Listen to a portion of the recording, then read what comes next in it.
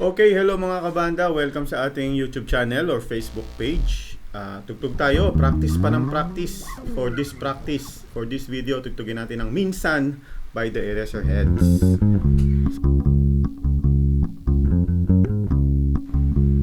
Okay, so panoorin nyo po hanggang dulo. Ilalagay natin yung mga baseline, yung mga tab ng mga baseline ni Buddy. At sa bandang dulo po ng video, ilalagay natin ang link kung saan mo pwedeng i-download. Sige, i-download ko na. Nahihiya kayong humingi ng tab eh. Ayan. So, panoorin hanggang dulo. Ilalagay natin ang link. Sana mag-practice pa kayo. Subscribe. Marami pa tayong pa-practicein. Tugtugtayo.com. At ito, mali-mali.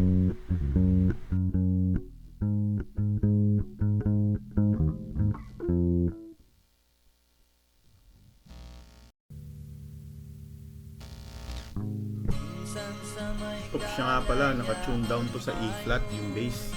Pero yung sa akin, naka-standard.